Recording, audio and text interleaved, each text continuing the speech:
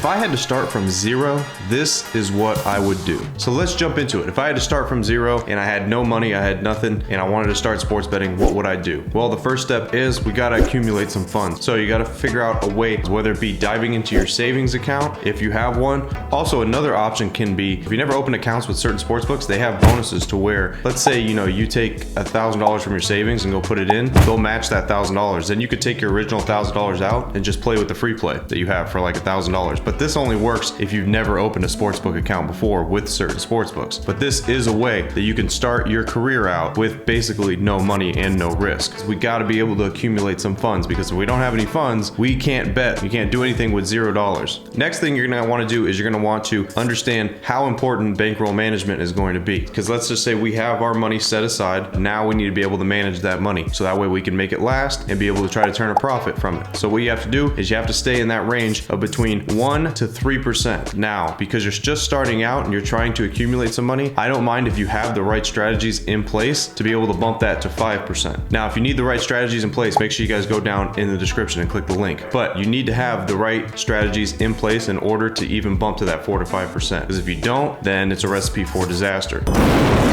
But bankroll management is key with taking your money in your bankroll, being able to single bet between that 1 to 3 or even riskier to that 4 to 5%. Now, you're only going to be doing single bets. We're not risking any of this money on parlays to try to get a big payday. What we're trying to do is slowly increase that bankroll. You don't need thousands and thousands of dollars just to start out. I always suggest a comfortable amount is $1,000 just to get going. $1,000, that's comfortable. Okay, even if you want to start with 500 or whatnot, you can still do that. But you need to understand that you're not going to see crazy amounts of money making. All right, you're going to make little sums of money, but it needs to add up over time. Just like in a savings account, it increases, but it takes a long time, right, to increase. It's the same thing. If you have the right strategies in place, it's going to take a minute for you to gain enough traction to be able to, have a big enough bankroll that correlates with a big enough unit size for you to make money to where you're like, oh wow, like this actually makes a difference. So it's going to take some time, but you got to be patient, and you got to understand that you don't need $10, $20, $30,000 to get this started. Now, if you want to accelerate the process, then obviously, yeah, $10, $20, $30,000 would be ideal. But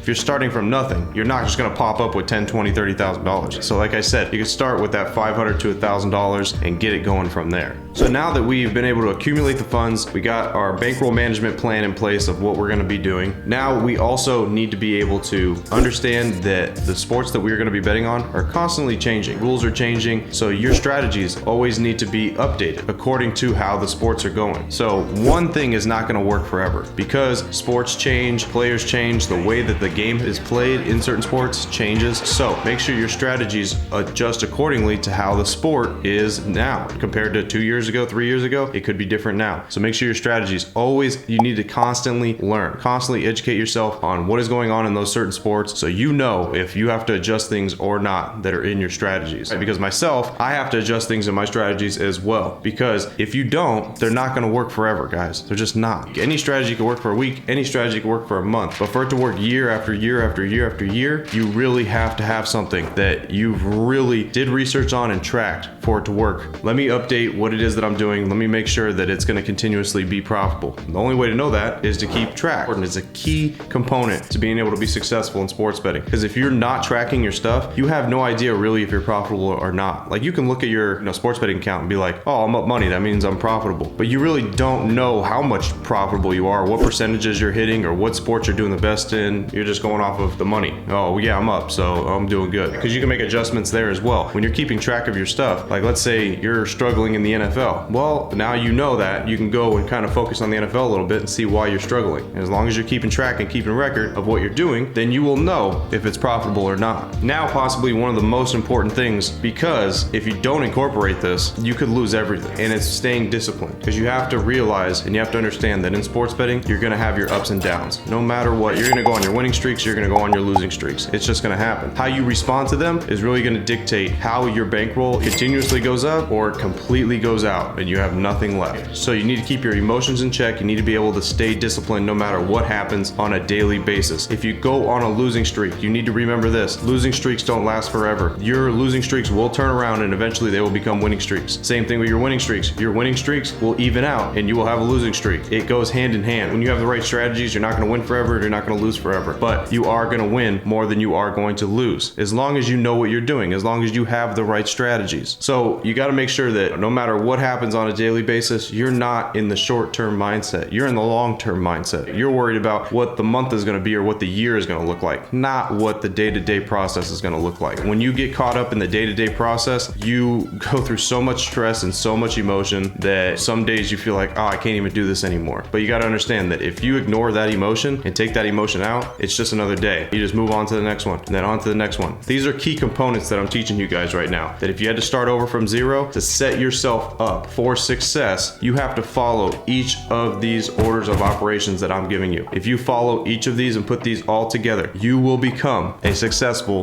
sports bettor. Now, if you guys enjoyed that video, make sure you guys go and hit subscribe, because we will be giving away $10,000 to a viewer when we reach 100,000 subscribers. As always, guys, I'm Frank with Linemaker Sports. I'll see you guys in the next video. Till then, I'm out.